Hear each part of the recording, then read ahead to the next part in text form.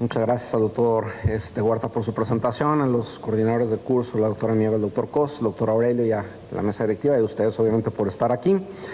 Y vamos a hablar hoy de una condición, una enfermedad diferente, que es difícil de identificar si no se piensa en ella, pero que es difícil de tratar y que se asocia a una alta morbilidad, que es el síndrome de vómito cíclico en adultos.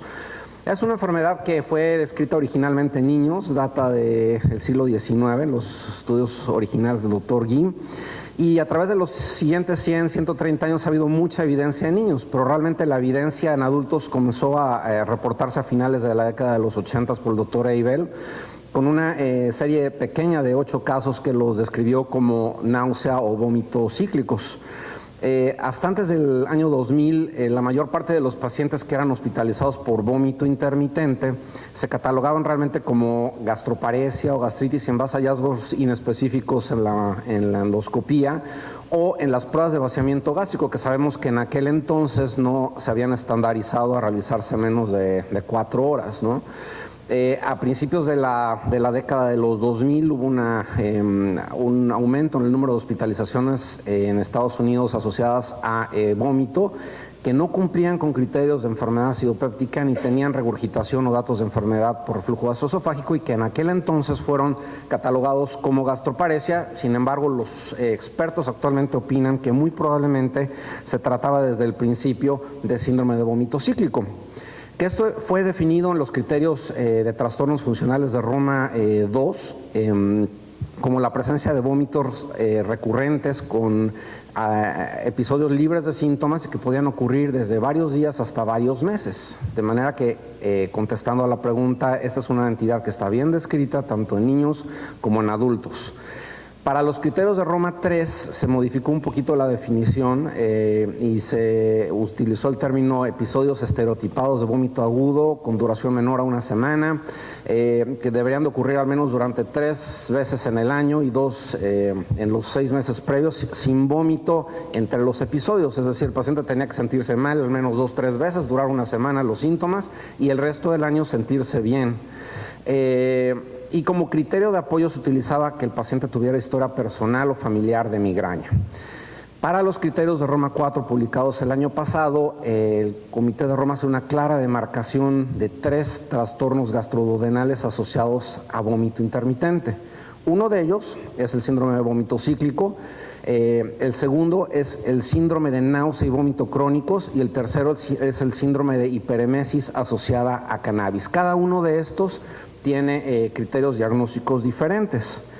De manera que el criterio de Roma IV actual para síndrome de vómito cíclico lo define como, nuevamente, episodios estereotipados de vómito agudos que duran menos de una semana de duración, que ocurren al menos en 3 ocasiones en el año previo y 2 veces en los 6 meses previos y con al menos una semana de intervalo entre los episodios. Además, el paciente no tiene síntomas durante los episodios de vómito, aunque pueda haber síntomas menores, náusea o pueda haber migraña. Y como criterio de apoyo, este historial familiar o personal de migraña. Y en las 2 columnas de la derecha vemos los 2 nuevos trastornos funcionales asociados a náusea y vómito. En la parte de arriba, el síndrome de náusea y vómito crónicos, que se definen como episodios de vómito que no son cíclicos, que ocurren al menos una vez por semana, no se asocian a trastornos de la alimentación como bulimia o como anorexia, tampoco se asocian a reflujo ni a regurgitación, no debe de haber rumiación, que es otro criterio, otro trastorno aparte, y no debe de haber evidencia de enfermedad orgánica, sistémica ni metabólica. Y en la parte de abajo tenemos el síndrome de hiperemesis asociada a cannabis, que hace énfasis en que los episodios de vómito, que también son cíclicos, razón por la cual antes se incluía en el síndrome de vómito cíclico, deben de ser después de uso prolongado y asociado a uso de cannabinoides y que ceden al suspender el uso de esta droga. Esta es una enfermedad que es muy común o es más reportada en niños. De hecho, ocurre en 2% de la población pediátrica y tiene un retraso del diagnóstico de casi 10 años. La mayor parte de los niños son catalogados con intolerancia a alimentos, lo típico lactosa o reflujo, regurgitación. A veces las Incluso muchos niños pueden tener enfermedades idiopépticas. Sabemos que la infección primaria por Helicobacter en niños puede asociarse a vómito. Y no hay datos de prevalencia verdadera en adultos, y la razón es porque los casos o no son reportados o no son diagnosticados a tiempo. Pero de acuerdo a estudios de corte, se supone o se cree que más o menos entre el 3 y el 14% de los adultos referidos por náusea y vómito tienen esta condición, y es exactamente igual entre hombres y mujeres. El cuadro clásico es que el paciente tiene múltiples visitas a urgencias. Se ha reportado que en adultos, a diferencia de los niños, el retraso puede ser de hasta 5 o 6 años a partir de los síntomas iniciales. Y dado que antes de los criterios de Roma 4 se podía asociar también a cannabinoides, hay algunos estudios que comparan síndrome de vómito cíclico versus síndrome de intestino irritable versus vómitos funcionales, en los cuales uno de los principales factores de riesgo asociados era el uso de cannabinoides. Ahora, con la nueva clasificación, esto es una entidad aparte. De manera que Roma 4 quiere hacer mucho énfasis en esto, en que son dos enfermedades diferentes porque tienen epidemiología diferente, tienen comportamiento y tratamientos también diferentes. En la tabla de la derecha vemos los factores precipitantes en adultos. El primero de ellos es migraña, el segundo es diabetes descontrolada, sobre todo pacientes que tienen fluctuaciones importantes de la glucosa. Mucho estrés y excitación emocional. No es infrecuente que veamos adolescentes que tienen historias de abuso sexual o separación de los padres. Deprivación de sueño, infecciones, ciertos alimentos. Los alimentos habitualmente involucrados son los mismos que se asocian a migraña. Vértigo, medicamentos, y está descrito también un síndrome de vómito cíclico catamenial que puede asociarse a periodos menstruales. El síntoma cardinal son vómitos cíclicos, ya lo comentamos, aunque a veces puede haber dolor abdominal. Esos episodios pueden durar desde varias horas hasta varios días, por criterio menos de 7 días. Hay un solo estudio comparativo de síndrome de vómito cíclico de niños versus adultos, el cual encontró que los niños tenían episodios más largos y frecuentes, como algunos podían tener hasta 25 cuadros al año versus 10 veces en el caso de los adultos, y 1 de cada 4 resuelven sus síntomas con el tiempo.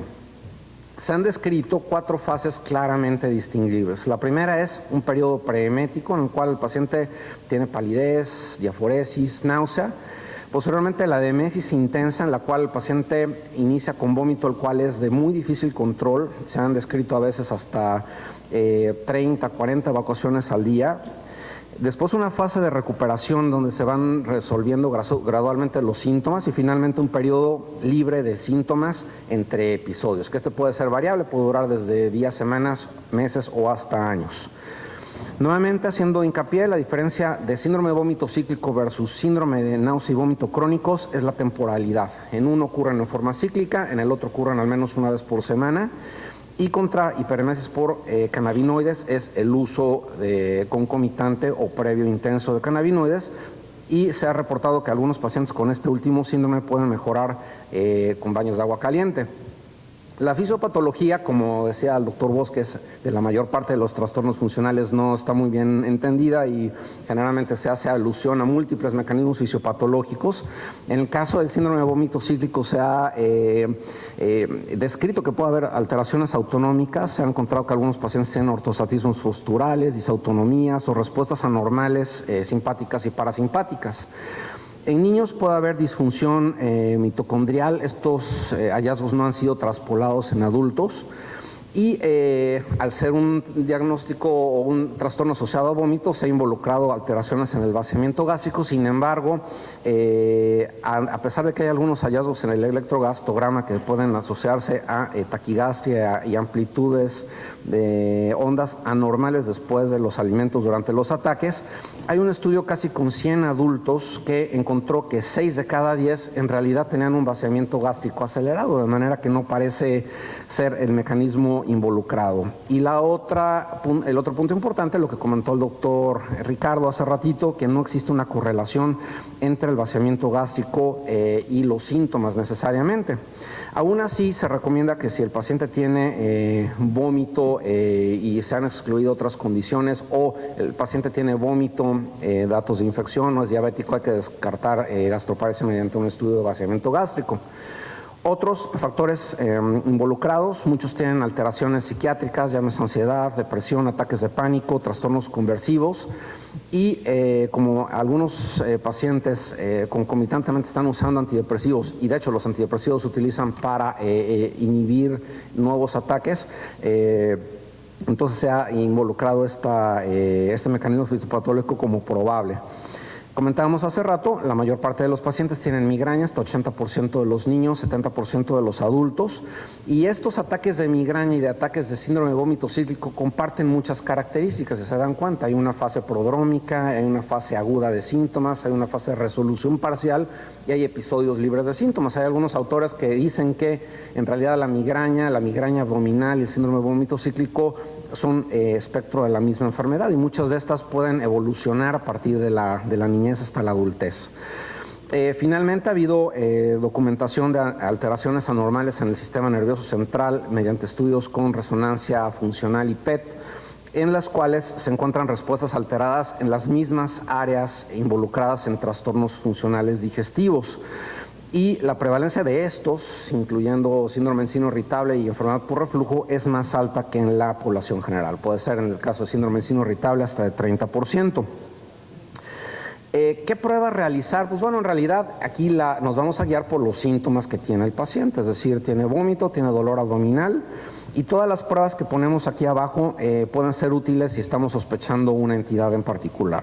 Obviamente el paciente va a llegar muy probablemente deshidratado, de manera que hay que descartar alteraciones hidroelectrolíticas y ácido base, pero por ejemplo una endoscopía nos puede ayudar a descartar condiciones similares como enfermedad acidopéptica en todo su espectro, una tomografía, un tránsito intestinal si existe obstrucción al tracto de salida gástrico o una oclusión intestinal, un gamagrama para gastroparesia. Muchos de estos pacientes pueden confundirse fácilmente con rumiación o con enfermedad por reflujo con regurgitación, de manera que una impedancia con pachimetría o una manometría esofágica de alta resolución puede ser útil. Si el paciente presenta vómito en proyectil, hay que descartar hipertensión endocraniana. Obviamente va a haber fluctuaciones de peso, de manera que hipertiroidismo, tiroiditis puede ser un diagnóstico diferencial. Y bueno, pacientes que tienen vómito y alteraciones en los niveles de potasio finalmente pueden también tener hipocortisolismo. Y evidentemente descartar uso de drogas concomitantes. ¿Cuál es el tratamiento de esta enfermedad? Bueno, lo más importante es que la mayor parte de la evidencia proviene de las guías pediátricas de la NASGAN o de poca evidencia en adultos. De hecho, hay pocos estudios controlados y la mayor parte de esta evidencia en realidad es opinión de expertos o proviene de series de casos y pueden incluir desde, obviamente, identificar el padecimiento a tiempo para que no estemos tratando algo que no es, descartar enfermedades con síntomas similares, evitar factores desencadenantes, ahora vamos a hablar de algunos de estos que pueden empeorar o hacer los ataques más frecuentes, y posteriormente el tratamiento abortivo durante la fase prodrómica, durante la fase emética, el tratamiento de soporte y el tratamiento profiláctico a largo plazo. De manera que cada una de estas etapas tiene un objetivo importante.